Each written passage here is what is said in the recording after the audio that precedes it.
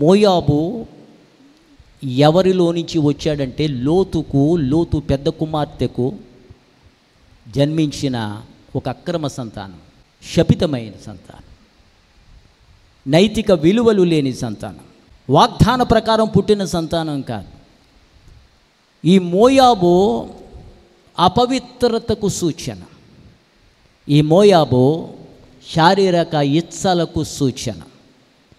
మోయాబుతో వియ్యమొందకూడదని ఇశ్రాయేలీలతో దేవుడు ఖండితముగా ఆజ్ఞాపించాడు. ఆ రూతు గ్రంథంలో చూస్తూ ఉంటే, రూతు గ్రంథములో కనబడే ఒక కుటుంబం కరువు వచ్చింది బెత్లెహేములో అని చెప్పి బెత్లెహేమును విడిచి ఎక్కడికి వెళ్ళిపోయారో మోయాబు వెళ్ళిపోయారు.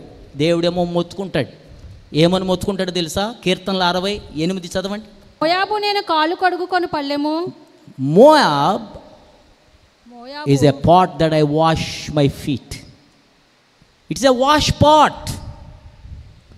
నేను కాళ్ళు కడుగుకొను నా మురికంతా అక్కడ విడిచిపెడతాను. చూసారా?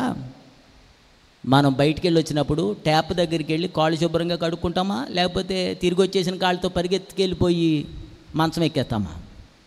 ఎక్కేసేవాళ్ళు ఉన్నారు కొంతమంది, బద్దగస్తులు, సోమరపోతులు. కాళ్ళు శుభ్రంగా కడుక్కుంటారు. దేవుడు అంటాడు, నేను మురికిని ప్రవహింపచేసే స్థలం ఎక్కడుందో తెలుసా? మోయాబులో ఉన్నది. మోయాబు మురికి స్థలం. కొంతమంది బ్రెయిన్స్ ఉన్నాయే, మురికి బ్రెయిన్స్, ఆలోచనలు ఉన్నాయే, dirty. Everything that we think is dirty thinking, dirty living, dirty thoughts. అవన్నీ కూడుకుని బతుకుని దరిద్ర బతుకుగా చేసేస్తూ ఉంటాయి ఒక్కొక్కసారి. మోయాబు నేను కాళ్ళు కడుగుకొని స్థలంలో ఎవడు భోజనం చేయడు, ఎవడు పడుకోడు. మురికి స్థలం. యోదోము మీదికి నా చెప్పు విసిరదను. దేవుడికి హేయమైన జాతులు కొన్ని ఉన్నాయి, తెగలు కొన్ని ఉన్నాయి. వారి క్రియల వలన వారు దేవునికి హేయమైన వారుగా, దురస్తులుగా మారిపోయారు. నీ సంగతి ఏంటి? మోయాబు శారీర క్రియలకు సాదృశ్యం. ఈ వీరుడు చేసిన మొదటి పని ఏంటో తెలుసా? 2 మోయాబీలను చంపేశాడు. దాని అర్థం ఏంటి తెలుసా? మన జీవితంలో బెనాయ వంటి విశ్వాసిగా, వీరుడిగా మనం మారాలంటే మన శరీరములో శరీర క్రియలు ఉంటాయి. మనం పాడుతూ ఉంటాం, శరీర క్రియలన్నీ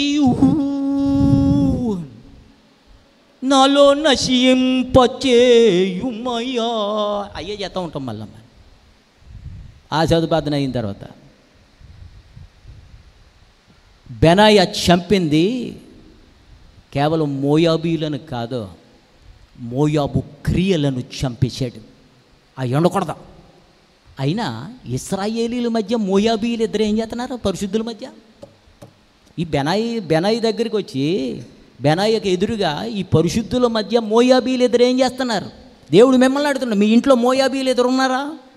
ఇద్దరంటే 2 క్రియలని, ముగ్గురంటే 3 క్రియలని, నలుగురంటే 4 క్రియలని. మోయాబు వెళ్తే నేను బాగుపడిపోతాను, నాకు పచ్చ గడ్డి దొరుకుతుంది, మేత దొరుకుతుంది, ప్రమోషన్ దొరుకుతుంది, ఉద్యోగాలు దొరుకుతాయి, వ్యాపారం బాగుంటుంది, అది బాగుంటుంది, ఇది బాగుంటుందని.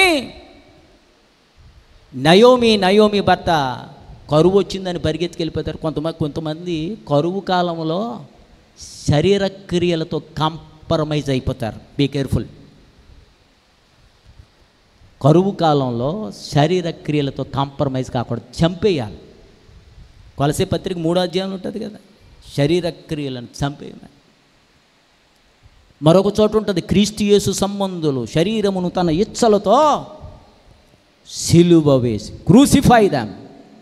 సిలువ వేయాలి శారీరక క్రియలు.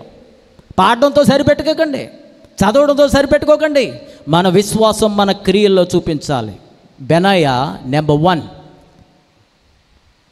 మోయాబీలను చంపేశాడు. లోతు గారి యొక్క క్రియలు కనబడతాయి, లోతు కూతురు క్రియలు కనబడతాయి, వాటిని చంపేయాలి. అంటే నీతి, నియమం, మోరల్ స్టాండర్డ్స్ లేని జీవితాలకు మనము ఫుల్ స్టాప్ పెట్టాలి. హల్లెలూయా చెప్పండి, హల్లెలూయా.